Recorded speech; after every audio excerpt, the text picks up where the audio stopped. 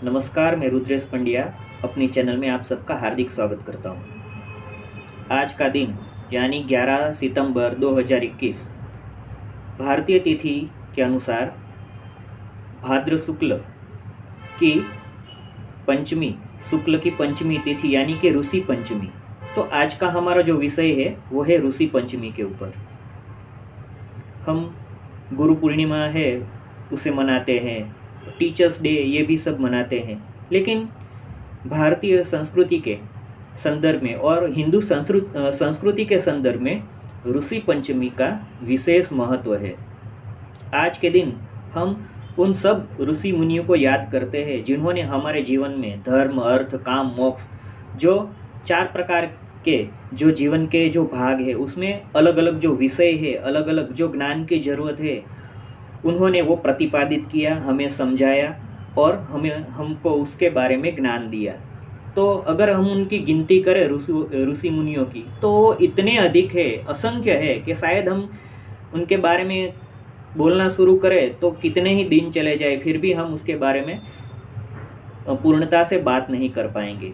तो आज के दिन तो हमें उनको आभार व्यक्त करना है, उनका आभार व्यक्त करना है, क्योंकि अगर वो ना होते तो गुरु ना होते, तो शिष्य ना होते, तो गुरु शिष्य परंपरा ना होती। और उन्होंने एक बहुत अच्छी प्रबल परंपरा बनाई थी और वो परंपरा है श्रुति और स्मृति परंपरा। श्रुति एंड स्मृति परंपरा। हम जानते हैं कि शायद आज की नई पीढ़ी ये ना जानती हो, नियम या अच्छे जीवन के लिए जो भी अनुशासन था उसे याद कर करके उसको स्मृति स्वरूप बनाया गया और सबको ये समझाया गया, याद कराया गया कि एक अच्छे मनुष्य की तरह हमें क्या करना चाहिए और क्या नहीं करना चाहिए।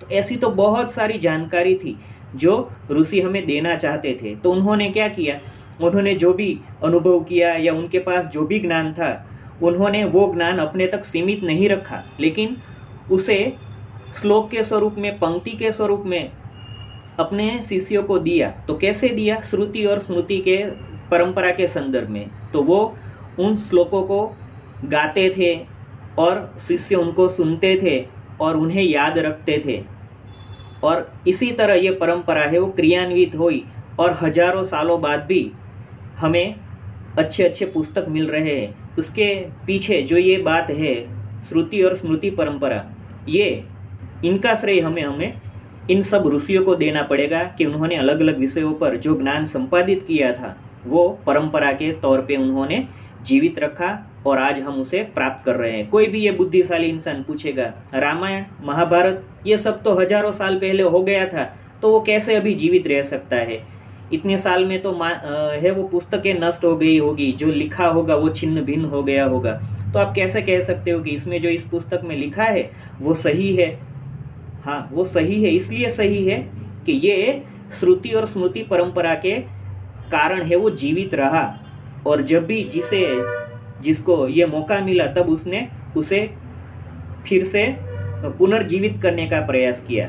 और इसीलिए हम देखते हैं कि व्यास जी ने सिर्फ महाभारत ही नहीं लिखा, लेकिन पौराणिक ग्रंथ है उनको भी उन्होंने उनको जीवित किया और उन्हें लिखने का प्रयत्न किया, क्योंकि आने वाली पीढ़ी है वो भारतीय परंपरा को, हिंदू परंपरा को जाने, समझे और उसमें जो अच्छी अच्छी बातें उन्हें अपनाए और सुखी संपन्न रहे। तो ये सारी चीज़ें थी वो हमारी गुरु परंपरा के कारण, हमारे ऋषि मुनियों के प्रयत्न के कारण हम प्राप्त कर सके हैं।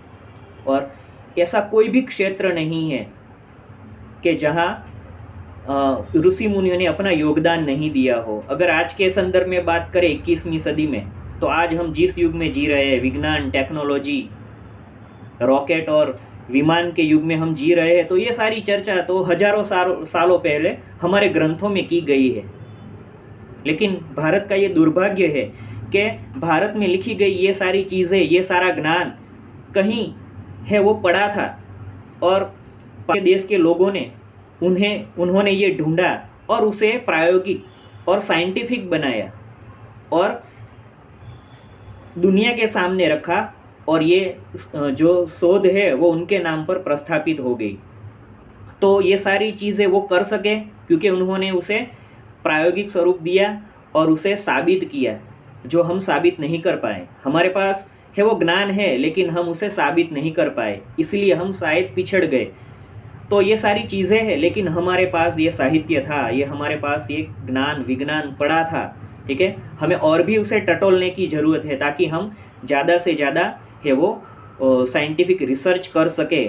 जो हमारी संस्कृति है उसे तो हम डेवलप करें ही, उसे तो हम प्रस्थापित करें ही, लेकिन साथ में जो विज्ञान और टेक्नोलॉजी का जो ज्ञान है उसे हमें पुनर्जीवित करना है। तो हम उसके बारे में पढ़ें, रिसर्च करें और उसे ज़्यादा से ज़्यादा प्रायोगिक स्वरूप दे सके, तो हम ज़्यादा से ज़्यादा विज्ञान में आगे बढ़ पाएंगे। तो आज के दिन हमें शंकराचार्य को भी भूलना नहीं चाहिए। अगर वो नहीं होते तो शायद हमारी हिंदू संस्कृति ही नाम से हो जाती। तो उनका योगदान भी किसी ऋषि मुनि से कम नहीं है।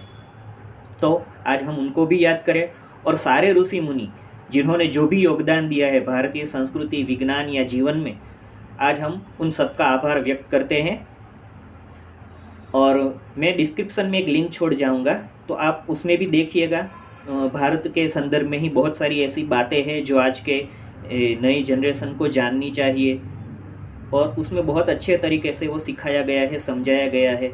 हमें गौरव महसूस हो उस तरह की वो लिंक है, जो आप सब बड़े छोटे सब एक साथ बैठ के देख सकते हैं, जान सकते हैं, डिस्कस कर सकते हैं। तो आप उसे अचूक देखिएगा। कल मैंने एक प्रश्न पूछा था, देवसेना कौन है? तो उसका जवाब शायद कई लोगों ने ढूंढा होगा। देवसेना कार्तिकेय से जुड़ा हुआ एक नाम है। कई बार कई ग्रंथों में ये उल्लेख किया गया है कि देवसेना है वो इंद्र की पुत्री है, और युद्ध में उसने कार्तिकेय की सहायता की थी, और कई जगह उसे कार्तिकेय की पत्नी नाम से भी उल्लेखित किया गया है। तो मैं ये कहना चाहता हूँ, ये नाम तो सिर्फ एक बहाना है। मेरा जो उद्देश्य है, हेतु है, वो ये है कि हम हमारे इतिहास या संस्कृति में जो भी कोई ऐसे नाम है या कोई ऐसे चरित्र की बात आती है, तो उसके बारे में हम जानें, ढूंढें कि ये कौन है, क्या है, वो इतिहास के किस कैरेक्टर से, किस तरह से जुड़ा हुआ है, उसका क्या योगदान है। अगर हम ये सब भी ढूंढना शुरू कर देंगे, तो ये हमारी संस्कृति के लिए, ये हमारे इतिहास को पुनर्जीवित करने का हमारा एक बहुत अच्छा सुखद प्रयत्न होगा। तो आप ये कीजिए। मुझे सुनने के लिए और मुझे वक्त देने के लिए आप सबका शुक्रिया, धन्यवाद। जय हिंद, जय भारत।